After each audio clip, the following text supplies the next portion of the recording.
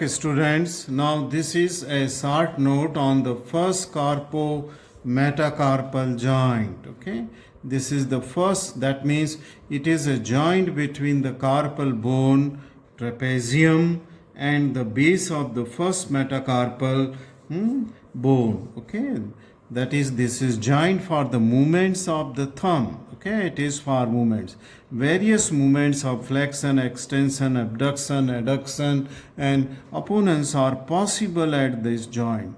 Now this joint, in introduction we may say that this is a free joint. That means in comparison to the other carpo-metacarpal joints, that is for second, third, fourth and fifth digit.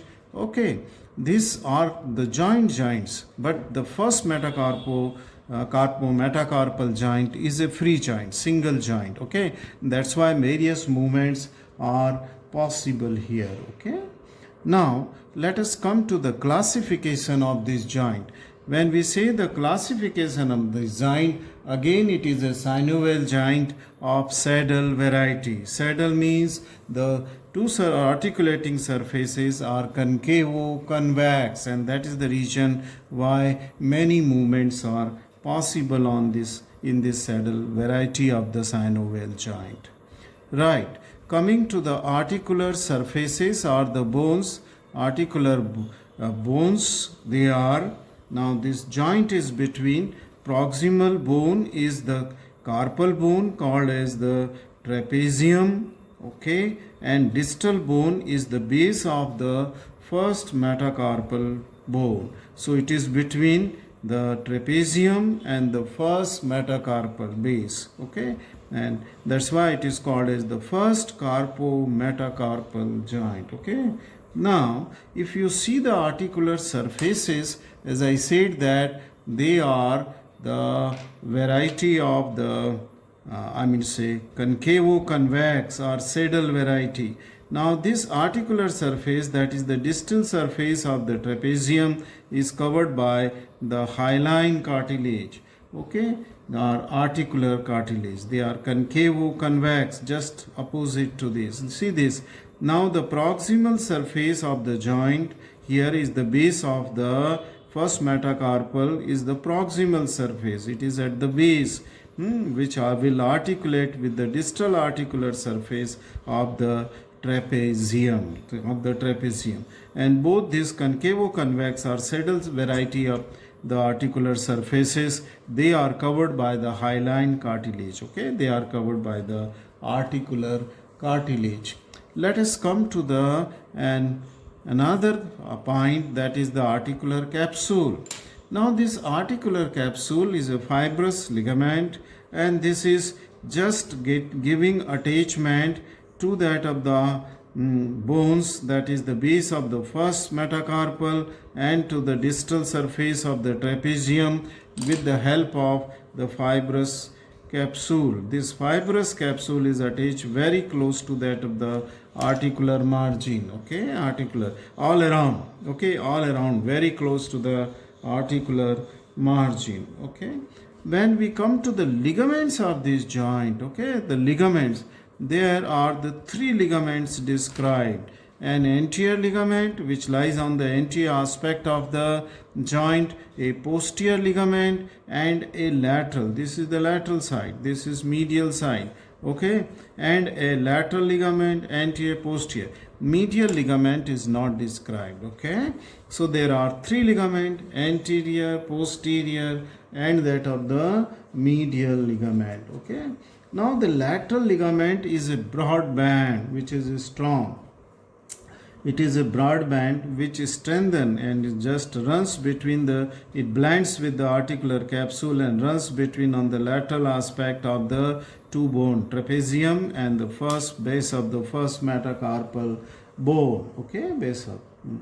Now anterior and posterior ligaments are just the oblique bands of the fibers. Okay, see this in the direction. I don't want to disturb, anyway I will disturb it. Anterior and posterior ligaments are the bands of the just blending with the articular capsule underneath, and they are running obliquely. Okay, obliquely. Their direction is downwards and onto the medial side. So they are running downwards and to the medial side. Okay, so these are the anterior and posterior ligaments. Okay, ligaments of the carpo-metacarpal joint. First let us come to the relations. Relation of these joints are the muscles which are in the base of this, that is the muscles of the thenar group of the muscle, and important relations are the radial artery. Now this radial artery, it's first lies on its posterior aspect of the joint, and then it comes to lie onto the medial aspect in the first metacarpal space. Okay, when it will just comes between the two heads of the first dorsal interossei to come on the palmar surface, radial artery. See, after running from the this anatomical snub box, it will lie on posterior aspect of this joint, then it will just come to lie on the medial aspect of this joint. Okay. Now, the more medially also, as I said, that this will be the artery, there will be the interosseous muscle, the dorsal interosseous muscle, first dorsal, which takes origin from the shaft of the first metacarpal and the shaft of the, because it is a bipinnate, so it will be taking origin from by two heads, from the side of first metacarpal and side of the second metacarpal bones. Okay, so this interossea is also on its medial side. Okay, medial side. Now coming to the blood vessels and nerve. Now this joint is supplied by the radial artery because it is lying on its posterior aspect, then it lies on to the medial aspect, so it gives the branches to this small joint. Okay, so it is from radial artery the blood supply. Nerve is also the median nerve which lies in front of the carpal, in the through the carpal tunnels, then it goes into the palm. So this is the nerve is supplied by the medial nerve. Okay, sorry, not medial, median nerve. It is supplied by the median nerve. Let us come to the movements of this joint, a small carpo-metacarpal joint. Movements, as I said, because the articular surface, they are concavo-convex. Okay, and the saddle variety of joints, so a lot of movements are possible. Flexion. Okay, but you should note that now this thumb is not in line with that of the rest of the other finger. It has been rotated medially. Okay, it has come and almost to the 90 degree it has been rotated. So the flexion, extension, abduction, adduction, they will be different than that of the other fingers. Okay, other finger. So let us come to the first joint, and it is the flexion joint. And flexion joint, let me perform the flexion. This is the flexion movement. Okay, where you bring the palmar aspect of the thumb in front of the palm. That is the flexion movement. Otherwise, the flexion was this. In fingers, the flexion at metacarpophalangeal joint was this, but here it is this. Okay, so this is the flexion movement, and this is because of the flexor pollicis longus and flexor pollicis brevis, the two muscles which are flexor, one short and one long muscle. So these are the muscles which will produce the flexion. Let us come to the extension, and if this was the flexion, what should be the extension? Just opposite to this. This is flexion and this is the extension. Okay, but here in these fingers it was like this, flexion and extension. This is flexion and then this is the extension. Okay, see this is the extension. Now abduction, and this extension is produced by extensor pollicis longus, extensor pollicis brevis, and abductor pollicis longus. Okay, this extensor pollicis longus, extensor pollicis brevis, and abductor pollicis longus. Let us come to the abduction movement.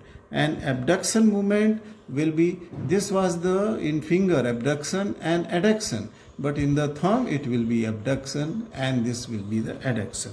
So abduction will be abductor pollicis longus and abductor pollicis brevis, which will bring the thumb, means carry the thumb away from the hand. Okay, abductor pollicis longus and abductor pollicis brevis. Adduction.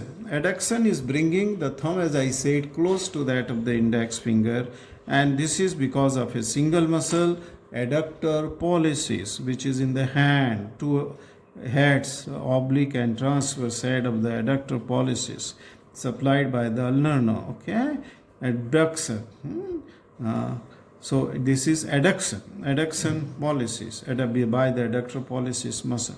Then the movement opponents touching the other finger, as in counting, the thumb is touching to the other finger. That movement is called as opponents, and this is because of the opponents pollicis and the flexor pollicis brevis. Opponents pollicis and flexor, both short muscles. Opponents pollicis and flexor pollicis brevis, they are responsible for this movement.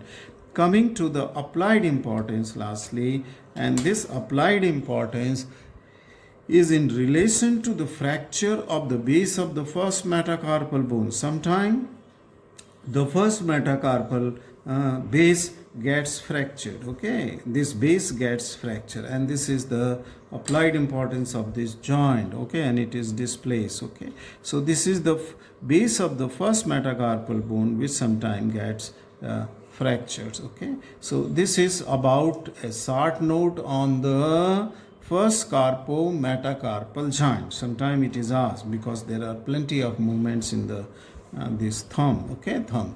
Thank you very much for watching this video.